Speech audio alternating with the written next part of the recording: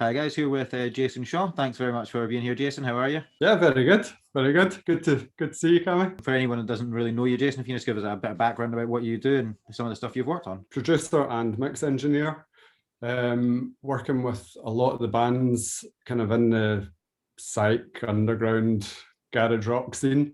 I've been working on stuff, God, since pretty much the early 90s. I was playing in bands, used to live in Scotland, as you can tell with the accent, joined in with you.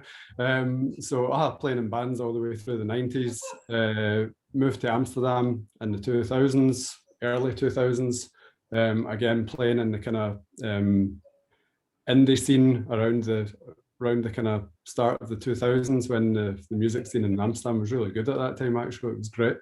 Played with a couple of pretty good bands then, toured around Europe, toured around the UK. And about that time, started getting into experimenting more with the sound and recording stuff. Most of the things were like kind of DIY, doing it yourself.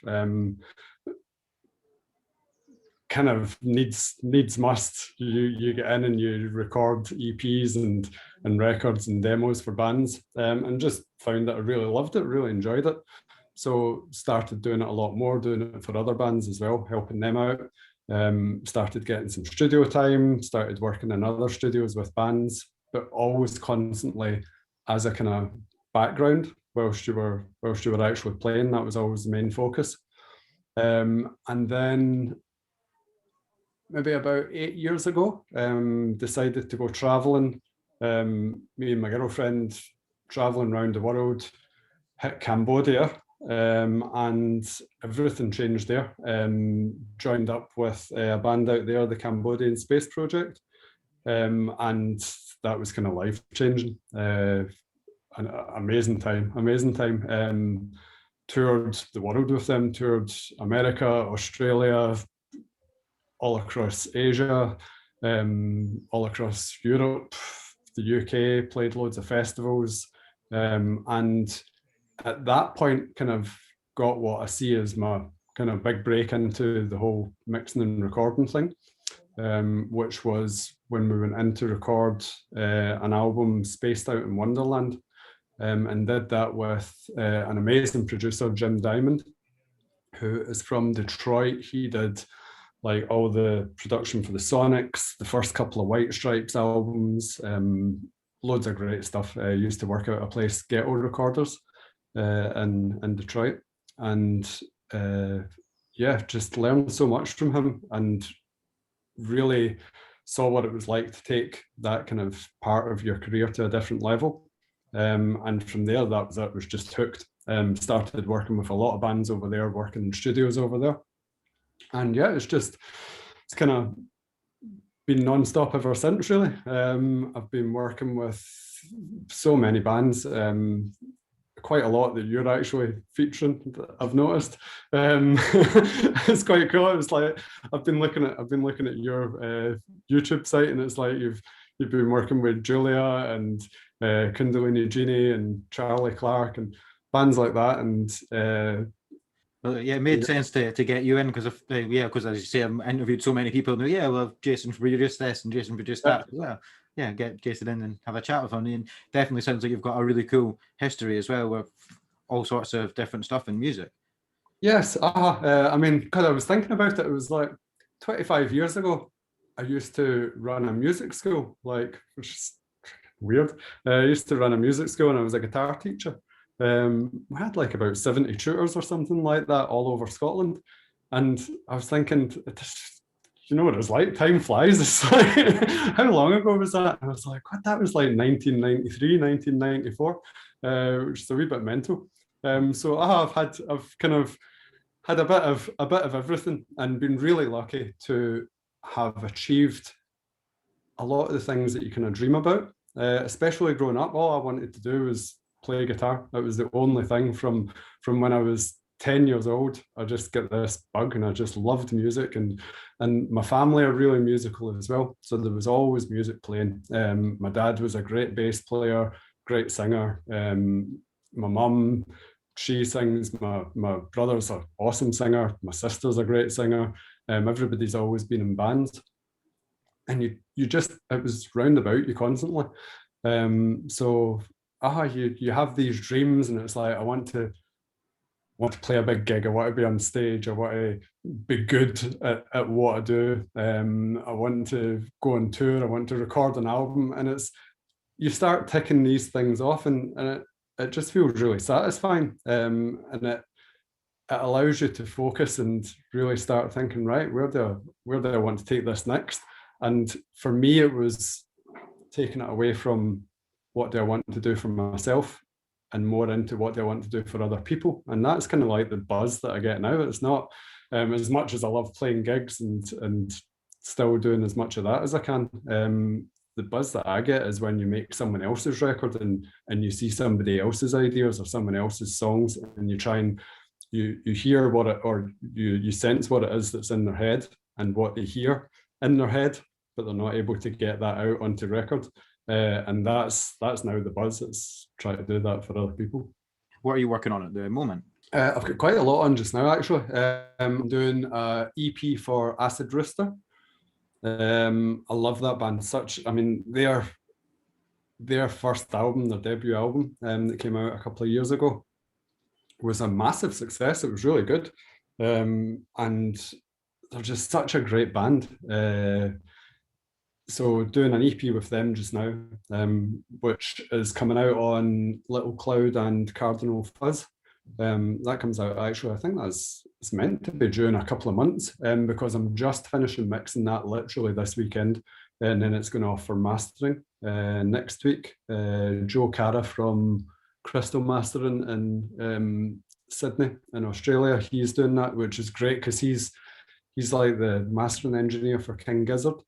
And he's done all of their stuff, and he just gets, like, he's done a lot of stuff for me as well, and he just gets the sound that we're going for with a lot of these records, and it really suits them. So I'm working on that album just now. I'm working on or EP, working on an album for a guy called Michael Savage, who is based in Perth in Australia.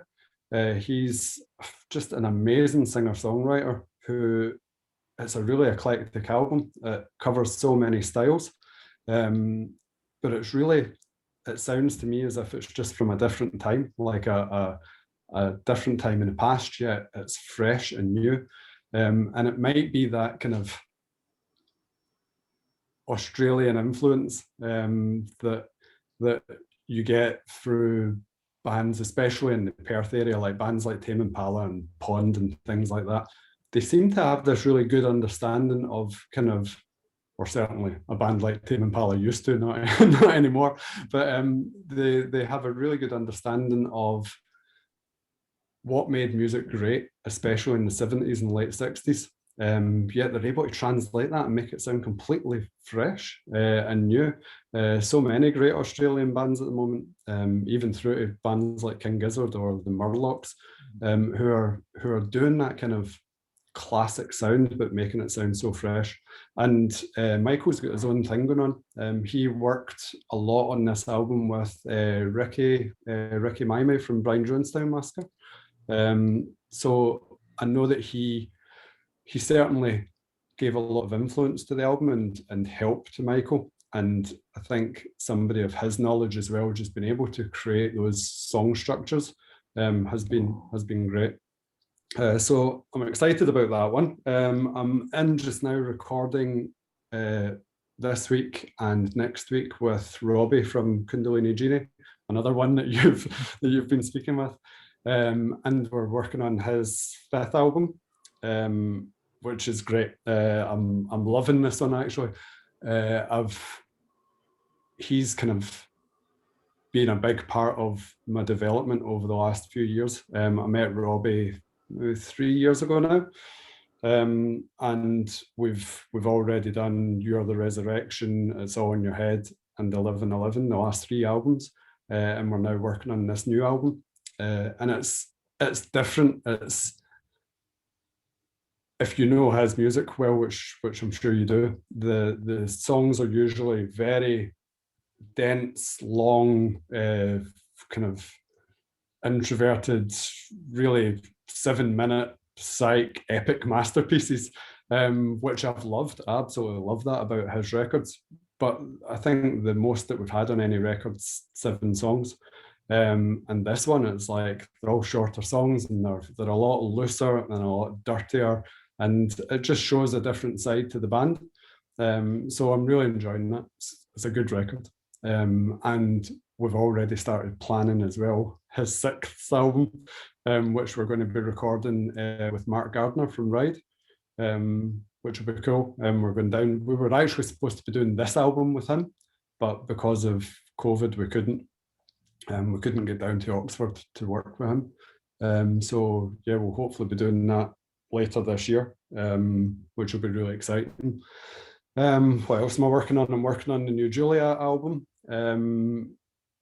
That's pretty much almost there. In fact, there's 2 songs I've still to mix, and then we've to just finish off the mastering of it, which I've been doing as well.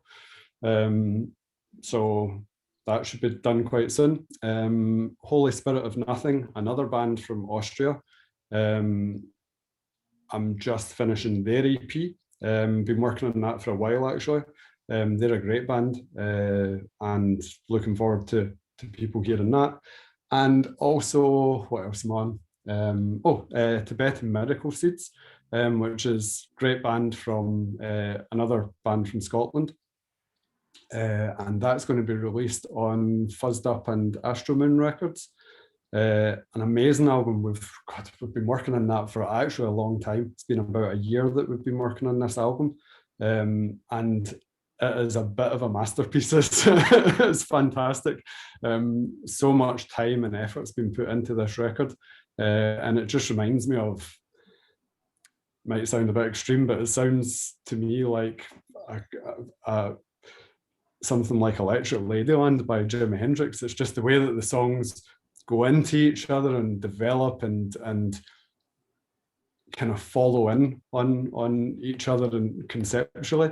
It's cool. So yeah, as you can hear, a lot a lot just now that I'm working on. Yeah, definitely a lot. Has it been busier since the pandemic then, I guess, because live stuff is kind of taking a back seat? Have you found a lot of people coming to you for production? It's weird. It's like I started the whole kind of lockdown thing. Fortunately, I'd had quite a lot that I'd been working on. I just finished the Charlie Clark album, recording the Charlie Clark, his new album. We recorded that up in Stornoway, up in the north of Scotland, on Lewis, with a guy, Callum Buchanan. We went into his studio. He's in an awesome band as well called the Sea Atlas. We went into his studio, and it was so cool. It was like, he's got this lovely small place that just looks out onto the mountains and the lochs, and it's such an amazing vibe for making a record. And the whole thing just kind of came together really naturally. But whilst we were up there and we were recording that and having a great time, this whole story of COVID kind of broke, and it was like, right, what's the big deal here? And it turned out to be a big deal. So fortunately, I just finished that, and I had all the mixing of that to do and another couple of records. But I have to admit, the first few months, it was like there was nothing new coming in, and I was panicking. I was like, what's going to happen here? Because if you work in a studio, you're a record producer, you're a mixer, whatever, it's very much like being in a band where it's the kind of gig economy. You're just living off the work that comes in day to day. So you're constantly looking for new work and trying to plan new work ahead whilst you're doing things, and you do it all yourself. So it's not as if you've got anything else to fall back on. And yeah, it looked as if it was really going to dry up. But then people started getting creative, and bands like Frankie Teardrop Dead, who I've done a lot of work with, they came to me and they were like, couldn't get into the studio, so we just decided to record in the house, and we decided to send things to other people. and they've recorded their parts. And that's what's amazing about this whole pandemic. People have realized that you don't necessarily all have to be together at the one time to make a record. I still think that's the best way to make a record, but it doesn't have to be the case. You know what I mean? And people haven't really, like, maybe it's happened a few times in the past, but you wouldn't have had the majority of bands having to make things remotely and apart from each other. And it's worked. Folk have done it, which was really cool. So work started coming in again. And then ever since, I'd say, ever since the summer, it's been crazy. It's been really, really busy. I've been non-stop, which is it's a good it's a good thing to be able to say. Yeah, I think the pandemic, there's a few things that have come out that have been good for it, and it's stuff like that. Yeah, being able to collaborate with people who in different ways than you would have before, really. It just yeah, and especially even things like this. I don't think I would have been thinking about doing interviews over Zoom if it wasn't sort of semi-normal part of everyday life now.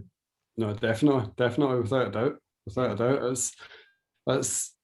I mean, you saw it when it first started, and a lot of the live streaming and things, it was really shitty. It was really bad, and it's cool because people tried. People just wanted to do something. I know what it's like. Like if you're in a band and you're used to gigging every single week and you're used to rehearsing, it's what you live for, and a lot of the times it's what you live on, and it's what pays your way. So for that just to suddenly stop, people kind of freaked out. You know what I mean? And thought, I have to do something. Even if not to be able to make money and survive, just to be able to get that urge to create and to perform out. So a lot of people were doing live streaming, but you remember what it was like at first. It was terrible. The quality was bad. Wi-Fi connection was rubbish. Nobody knew how to do it, so they were recording it on their phone and then uploading it, or doing Facebook Live or something like that, and it wasn't working. And that's what's been amazing is now when you see people doing live streams, it's really professional and it's good.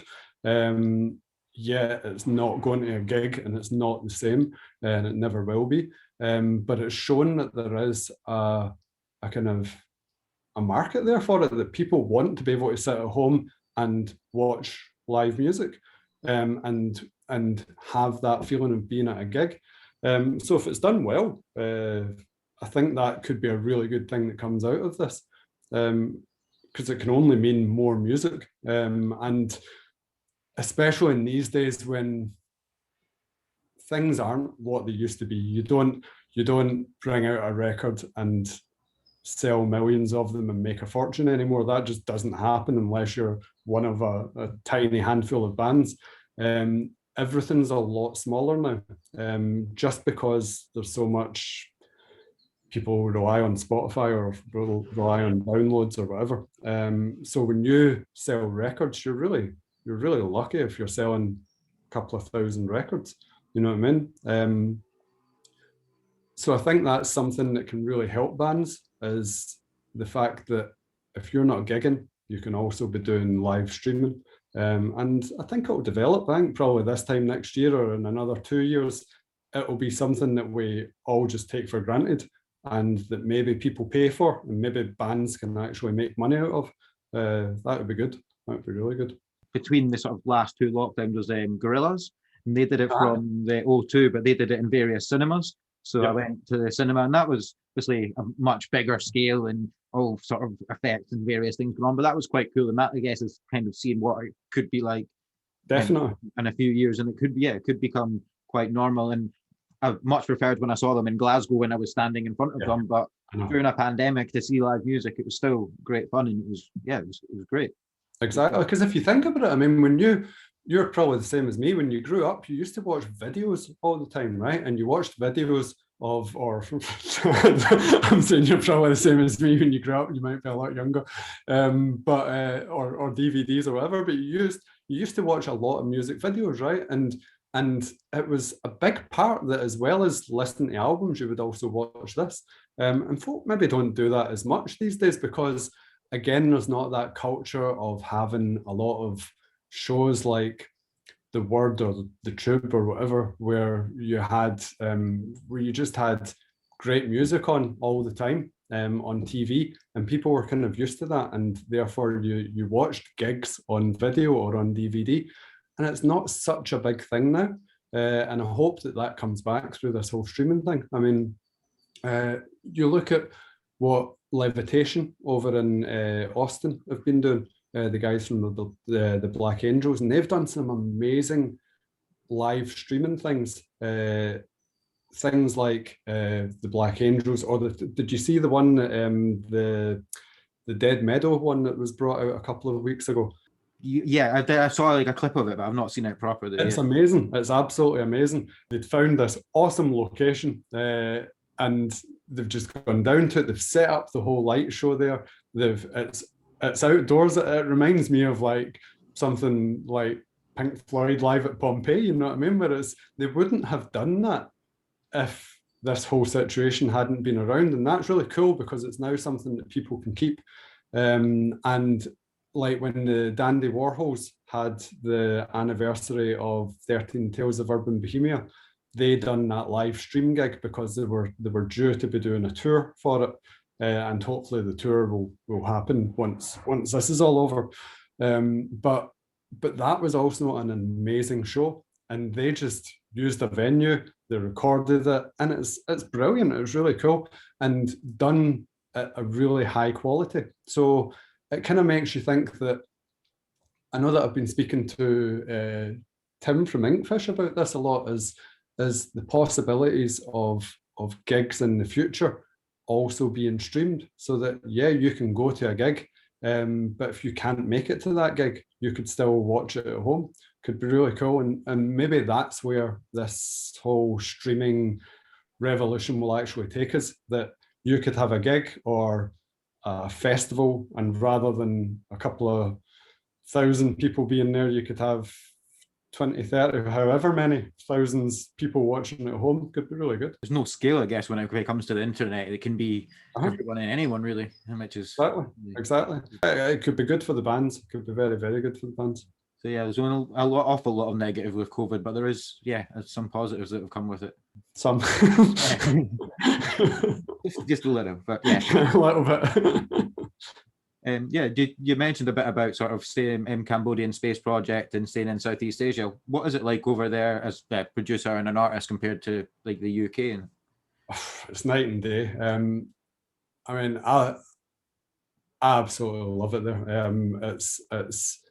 It's a very, very special place for me. It's the best days of my life were spent there, without a doubt, and it's somewhere that I'm desperate to get back to. And kind of one of the things through this whole COVID thing that keeps you going is like, right, once everything's back up and running and you can travel again, just can't wait to get out there to see friends and just to feel what it's like over there. Everything's different. It's a really spiritual place. Like, not that I'm not a religious person or anything like that. I just mean that in the way that people have much more understanding of what's important in life and what's important to themselves and to each other.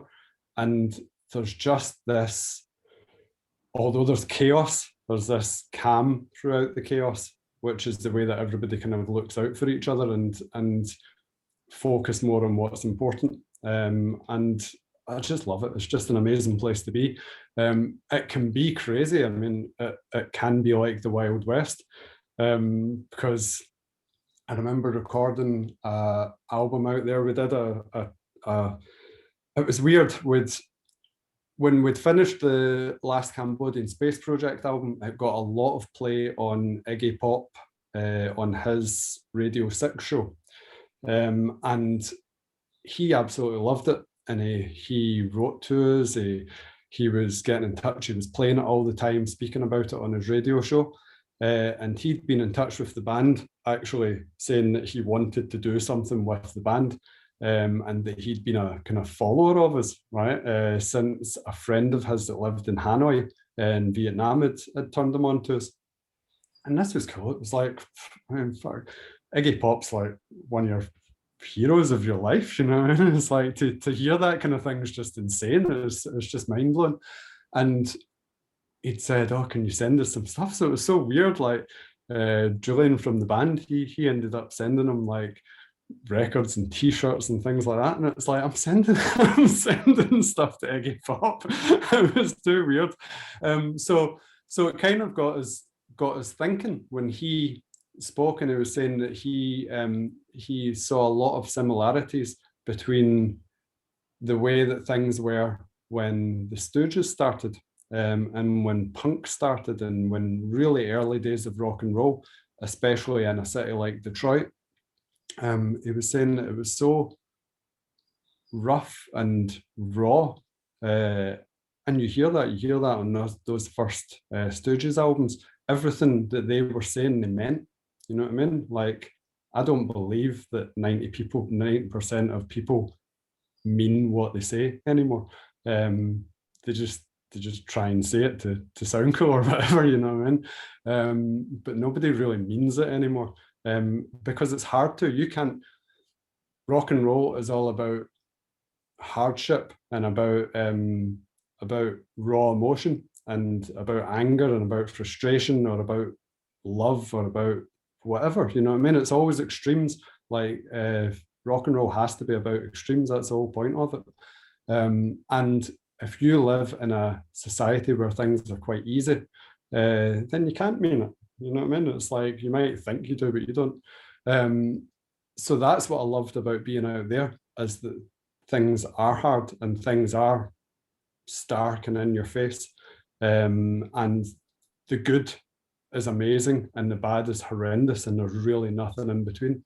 And that creates an environment that you're going to have good music coming out of, especially good rock and roll music. So we saw this kind of similarity between the way that the Stooges had started and the music scene that was going on at that time in Cambodia. So we went to a lot of bands and we said to them, we want to do a compilation album, a kind of tribute, a Cambodian tribute to Iggy and the Stooges. And every single band was like, who? You know what I mean? And it was like, okay, right, wow. So we let a lot of these bands hear like Iggy Pop songs and Stooges songs, and their minds were blown. It was like, wow, this stuff's amazing. This is brilliant. So we said, pick a song. Let us know what song you want to play, and we'll arrange it and we'll record it. And we did so, and we made an album called Anchor Pop. And the way that it was recorded was amazing. I recorded pretty much all of the songs in Oscars, which is like a hooker bar in Phnom Penh. And it was just on the stage in this bar because we could get it, like bands play in there, and a lot of people knew the guy that runs it, who is very involved in the music scene. And he let us use the place. So we were going in there during the day, getting the bands in. I was setting them up. The equipment we had was so bad. It was like everything was broken. Everything over there was rusting because it's so humid. So you've always got problems with your gear. We just had like cheap Chinese copied SM58s, like a big bag of them. And we just used all these to mic everything up and just did it all live. And I was like, this is never going to work. This is going to be terrible. If you set something up in that environment over here, the band would look at you and be like, what do you think you're doing? It's so unprofessional. This is rubbish. You know what I mean? But it created an amazing record. And all the way through it is that realism and that dirt and that vibe. It's just got vibe all the way through it. And I think that's what I love about recording over there, is that you just instantly get that vibe, and it's impossible to do anything without having it because it's all around you. You know what I mean? So yeah, I love it. Yeah, well, I guess some of like the biggest albums, for example, like Iggy Pop or Velvet Underground, they've all kind of got, it's not polished and completely finished. They've got little bumps and things here and there, and that's what makes it sound great a lot of the time. Exactly. And I think it's a strange thing to say, but I think it's one of the good things that will come out of COVID, is that everything became so polished and so nice. And especially being back in Europe or in the UK, where you've got that whole culture of Britain's Got Talent or just game show music, it's just ridiculous. It's absolutely it's nonsensical, you know what I mean, where it's just been manufactured. And yeah, you've always had manufactured pop music. It's always been there, but at least there's been taste, you know what I mean? It's like, yeah, the Monkees might have been manufactured, but they were great. The Beatles to some extent were manufactured, but they're one of the greatest bands of all time, you know? And even through the 80s, all the like Stock Aitken and Waterman stuff was naff, right? It was really bad, but at least there was a bit of thought put into it. And this stuff now just seems to be, it's uber manufactured, and just as if they're ticking a list of what's needed to sell their TV show. It's not even to sell records, you know what I mean? It's to make Simon Cowell look good. And I really despise that type of music and what it's done, because as the music industry has also kind of died a death, or at least the way that it used to be, you've not been able to rely or escape that manufactured pop and know that you've got great music, alternative music on the other side. And it was needing a bit of a kick, you know what I mean? It was like in the early 2000s, you had a lot of really good kind of that kind of indie resurgence, which was cool. It was excellent. There was a lot of bands at that time that were excellent, but there's not been anything since that's really changed society or changed the world. Music should, you know what I mean? I remember watching that Supersonic documentary with Oasis, and something, I think it was probably Noel Gallagher was saying, I can't remember, saying, oh, we're the last band that changed the world. You know what I mean? You're like, you actually think about it and you go, well, you're true. You know what I mean? Like, there's always been bands that have changed the world, whether that be the Beatles or whether it be the Sex Pistols or whoever, you know what I mean? Or the Doors or Oasis, if you want, right? Love them or hate them, they've still changed society, and they've had such a massive influence, and people have followed them almost like a religion or a football team or something like that. People have been so passionate about it and followed it and made their decisions in their life based on this music. And I question if that has happened a lot recently. And I think that's something that will come out of COVID. Usually it's when times are really bad, then you get great rock and roll. And I think out of this, people are going to have a lot to say. People are going to have a lot of angst. Yeah, we don't want the lockdown blues coming out of everybody, you know what I mean? But it's like, people should really be thinking now about what's unjust about the world, or what's on an emotional level as well, how it feels to suddenly be separated from everything in your life, and how angry that makes you feel, or maybe the opposite, how happy it makes you feel, I don't know. But at least to feel something. And yeah, it could be that that's another good thing that comes out of this. Well, definitely interesting things to come from seeing what different bands and different things are doing and stuff like that. Yeah, without a doubt. So you recently did a new guitar pedal. I just wondered if you can sort of let us know about it. So it was really cool, actually. I can't wait for this. It's in the post at the moment, coming from Italy. It was meant to arrive on Wednesday, so yeah, I'm super excited about this. It's I don't know if you know Frankie from Noise Militia. He's actually one of the members of Throwdown Bones, and he just makes amazing guitar effects pedals, or not just guitar, like he makes amazing effects pedals and studio gear. It's actually something that people don't know about him as much, as he makes a lot of studio gear as well. He loves that side of things, but what everybody wants off of him is effects pedals, because effects pedals are cool, and who doesn't want lots of effects pedals? So he does some great stuff. At first, I remember going to a rehearsal with Helicon. I was actually over recording again with Kundalini Genie, must be again 2-3 years ago, and I went into a rehearsal with Helicon, first time I ever met those guys, and I was like, wow, I knew they sounded amazing, but in the rehearsal room they were just absolutely epic. Some of the sounds, and especially the delay and fuzz and reverb sounds that they were getting, were just insane. And it was like asking what a lot of the pedals were, because I was looking at their pedal boards, John, Paul and Gary, and I'm looking at their pedal boards and I was like, oh, what are those? Because there was a lot of these like kind of unnamed pedals that just looked like kind of finished silver boxes with like kind of scratched writing on them. And I was like, oh, have you made them yourself? They told us that they were made by Noise Militia. And then Robbie, also from Kundalini Genie, he got a few made by Frankie as well. And when I heard them, I was just like, wow, they're really cool. They're really different. So something I'd been thinking about for a long time was to have the kind of ultimate fuzz machine, because I love fuzz. Fuzz is just amazing. It's just the best effect that's out there. You can't have a world without fuzz. And it can be tricky. You need a lot of fuzz pedals, especially when you're recording bands, because fuzz pedals react so differently to people's different guitars or different amps.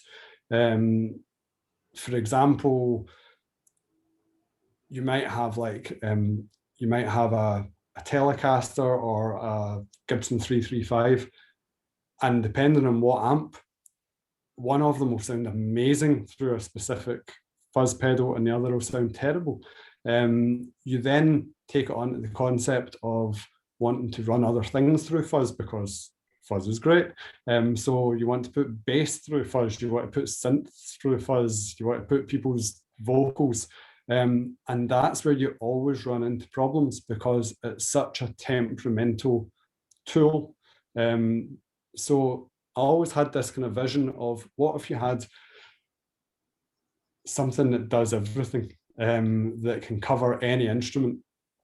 So I went to Frankie and I said to him, right, that's what I want. I want to be able to put any guitar, bass, vocals, synths, drums, whatever, through a fuzz pedal. It needs to have different kind of textures. So he came back to me and he said, well, why don't you take like 3 completely different sounding fuzzes? And we settled on a kind of the circuit that's in a 60s fuzz face or tone bender, kind of that original early Hendrix, what everybody thinks of as 60s fuzz sound. We took that and then we took the 70s Russian big muff sound, which is that kind of classic big muff sound that everybody knows so well and goes right through to like the really heavy doom desert sludge rock stuff. And then we wanted also something that was wild and crazy. And he had copied the circuit that's on a really rare Japanese fuzz from the 80s that was kind of used for a lot of the Jesus and Mary Chain records, for that real harsh kind of buzzsaw, crazy, going into just absolute meltdown sound. And we thought, right, if we take 3 of these, combine them into one circuit that can be blended together, then you've got really any kind of shape of or any texture of fuzz, but it has to be able to work with any instrument. So we've also put it through filtering section and EQ section, put a clean boost section as well that will make up for any of the loss that you get when you usually run something through fuzz. And we think we've created something that you're going to be able to put through any guitar or any instrument. But it's became more than a fuzz pedal because a fuzz pedal is usually what that size, and this thing is it's massive. So it's in a big kind of wooden case, and yeah, it's really going to be something for the studio that you can just take and record anything through and make it sound wild. So I get that on Wednesday. He's finished it, and yeah, I'm going to do loads of kind of experimenting with it and have lots of fun. Should be good. Yeah, sounds like a lot of fun. Yeah, we're busy. And it's called the Motherfuzzer. Awesome. Yeah, and you've touched on a couple of things that you're doing at the moment. What have you got? Any more plans for what you're doing for the rest of the year? We're kind of waiting to get out of lockdown.